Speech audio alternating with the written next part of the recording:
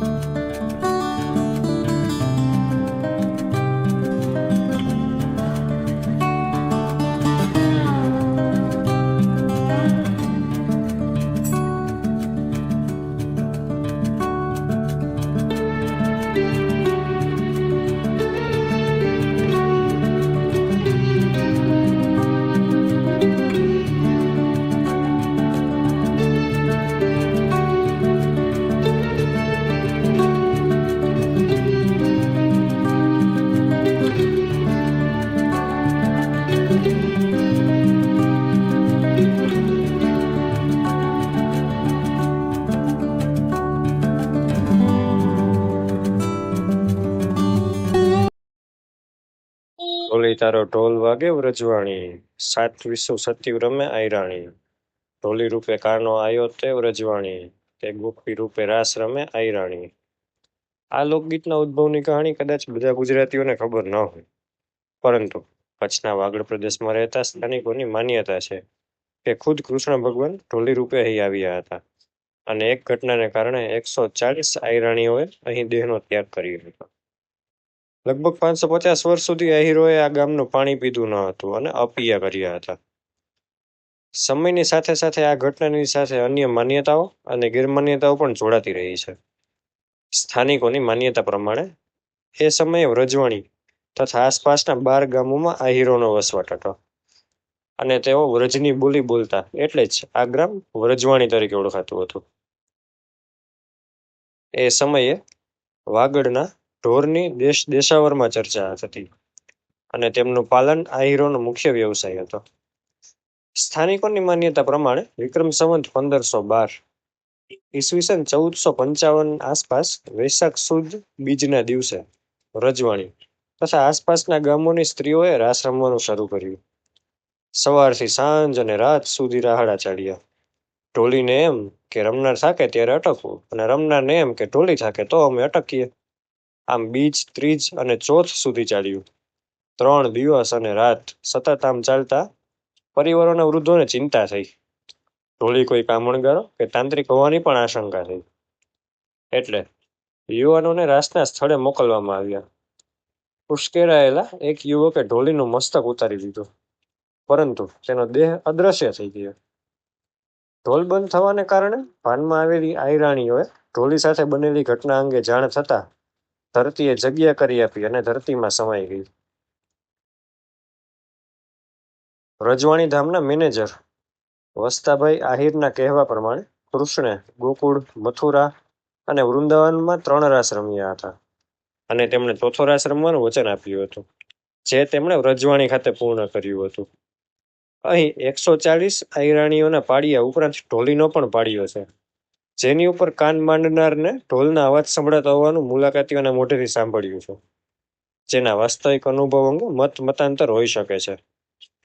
140 આયરાણીઓ અને ઢોલીના પાડિયા સાથેની જોડાયેલો ઇતિહાસ એક આયામી નથી અને બીજી કેટલીક વાયકાઓ પણ તેની સાથે જોડાયેલી છે. આહિરોની ઉદારતા પુસ્તકનું 6ઠું પ્રકરણ કચ્છના વ્રજવાણી વિશે છે, જેમાં આહિર જ્ઞાતિના વહીવંચા ભીમજીભાઈ ભૂરાભાઈ બારોટને ટાંકતા અમરાસર તળાવના કાંઠે મૃત્યુ પામનારા 140 આહિરાણીના નામ લખ્યા છે. ગુજરાતમાં સદીઓ સુધી વહીવંચા બારોટોની પરંપરા રહી છે, જેમાં વર્ષમાં તેઓ એક વખત પરિવારની મુલાકાત લે. પરિવારમાં નવા ઉમેરાયેલા સભ્યોના નામોનો વંશાવળીમાં ઉમેરો કરવામાં આવે તથા મૃતકોના નામ સમયની નોંધ કરવામાં આવે છે. પરિવારજનોની શૂરવીરતા અને તેમના ઇતિહાસ અંગે વાંચન કરવામાં આવે, જેથી કરીને પરિવાર તેમના પૂર્વજોના પરાક્રમો વિશે વાકેફ થાય અને તેનાથી પ્રેરિત થાય. ઉપરોક્ત પુસ્તકમાં ધરતીએ જગ્યા આપતા તેમાં સમાઈ ગઈ હોવાની વાયકાનો પણ નોંધના શીર્ષક હેઠળ ઉલ્લેખ જોવા મળે છે. આ સિવાય આહિર રત્ન ભાગ 1 તથા અન્ય લખાણોને ટાંકતા પુસ્તકમાં આહિરાણીઓની ખાંભીઓના ઇતિહાસ અંગે મતાંતર વ્યક્ત કરવામાં આવ્યા છે. અન્ય એક વાયકા મુજબ ઢોલીના તાલે આહિરની દીકરીઓ મન મૂકીને રાસ રમી રહી હતી, ત્યારે કોઈ વટેમાર્ગુએ આહિરોની કાન ભંભરણી કરી, જેથી તેને મારી નાખવામાં આવે છે. પોતાને કારણે ઢોલીનો જીવ ગયો હોવાથી તથા તેમની ઉપર શંકા થઈ હોવાનું લાગી આવતા તેઓ દેહ છોડી દે છે. એ પછી આહિરો ગામ છોડી દે છે અને અમરાસરનું પાણી ત્યજી દે છે. વ્રજવાણી ધામના સરકારી ઇતિહાસમાં પણ આવો જ કંઈક ઉલ્લેખ જોવા મળે છે. કચ્છ ગેઝેટિયર પૃષ્ઠ ક્રમાંક 162-163 પરના ઉલ્લેખ પ્રમાણે રાપર તાલુકાના વ્રજવાણીમાં એક ઢોલી હતો. તે એટલો પારંગત હતો કે તેના ઢોલ ઢબુકે એટલે આહિરાણીઓ ઘરના બધા કામકાજ પડતા મૂકીને પણ રાસ રમવા દોડી જતી. એક આહિર યુવકે ઈર્ષામાં ઢોલીના માથા પર પ્રહાર કર્યો અને તેની હત્યા કરી નાખી. વ્યથિત આહિરાણીઓએ તેમના હાથી દાંતના ચૂડલા કપાળે મારીને દેહ છોડી દીધા. જોકે સરકારી ગેઝેટિયરમાં 120 આહિરાણીઓએ દેહનો ત્યાગ કર્યો હોવાનું તથા તેમના 120 પાળિયા હોવાનું નોંધવામાં આવ્યું છે. એ પછી શું થયું તેના વિશે કોઈ ઉલ્લેખ નથી.